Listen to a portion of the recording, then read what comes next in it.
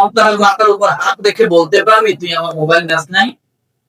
আল্লাহ সুবহানাহু ওয়া তাআলার কাছে তার লিখিত, তার ধার্যকৃত মাসের মধ্যে মাস কয়টা? কয়টা কথা বলে? চারটা। আমি কি বলছি আমার কথা বুঝতে হবে।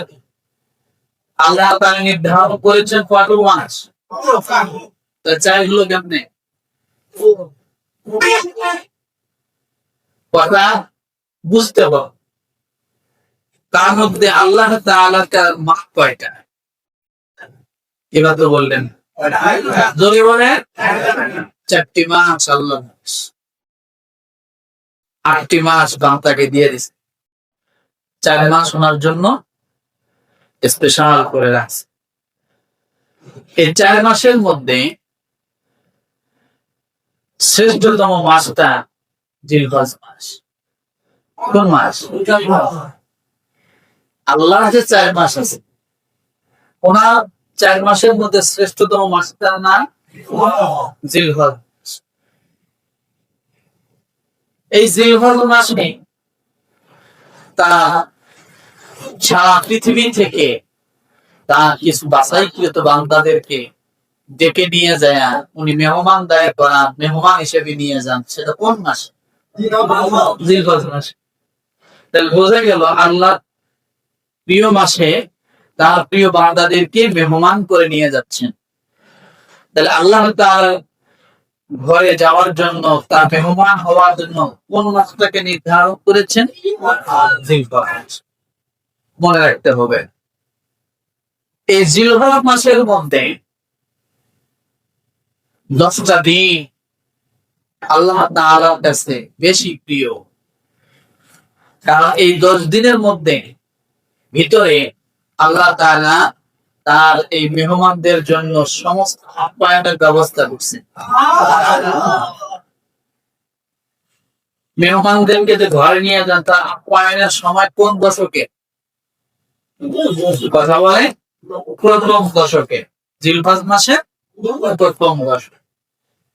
এই জন্য আল্লাহ তাআলা এই দিন 10টার অনেক মর্যাদা, অনেক গুরুত্ব বুঝাতে চাইলা আল্লাহ তাআলা রাতেরও কসম করে খেয়েছেন, দিনেরও কসম করেছেন।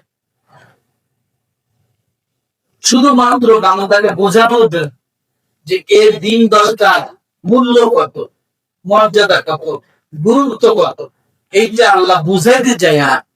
আল্লাহ তাআলা কি করেছেন? কসম কাটছেন। তাহলে বুঝতে হবে যে বিষয়ের উপরে আল্লাহ কসম করে ওই বিষয়, ওই জিনিস দামি না বেদামি? কথা বলে। যেটা আমি প্রায় বুঝাইতে চাই বলি আপনাদেরকে যে আমাদের কাছে দামি আল্লাহ ভয় করছি, আমাদের কাছে দামি কোরআন। কথা বলে। আমাদের কাছে দামি আমাদের মা, আমাদের কাছে দামি আমাদের পিতা, আমাদের কাছে দামি আমাদের সন্তান। আর আমরা যখন কোন মানুষ দেহের ভিতরে পড়ে যান, তখন মানুষ, দুনিয়ার মানুষগুলোকে এই জিনিসগুলো নিয়ে কসম কাটতে বলে। মনে করেন আপনার মোবাইলটা হারিয়েছে, আপনার একজনের প্রতি সন্দেহ হচ্ছে, আপনি তখন কি করেন?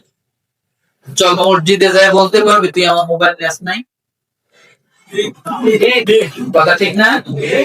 অথবা বলে কোরআন শরীফ ছুঁইয়া বলতে পারবি তুই আমার মোবাইলটা নেস নাই? বুঝার জন্য বলছি। অথবা বলে তুই কি তোর সন্তানের মাথার উপর হাত রেখে বলতে পারবি তুই আমার মোবাইল নেস নাই? তুই কিন্তু মায়ের কসম দিয়ে বলতে পারবি, মা বাবার কসম দিয়ে বলতে পারবি তুই মোবাইল নেস নাই? কিন্তু এই যে কয়েকটা ভাষা সে প্রয়োগ করলো, এই ভাষার টাকা প্রয়োগ করা, সে মনে করতেছে জিনিসগুলো দামি বিদায় আমি এটার প্রতি সে যদি কসম কাটে তাহলে আমি বিশ্বাস করব।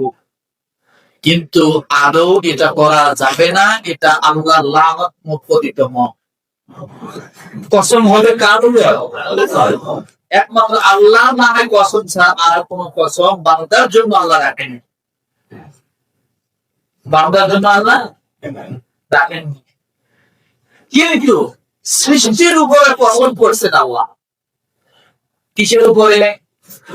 সৃষ্টির উপরে কসম।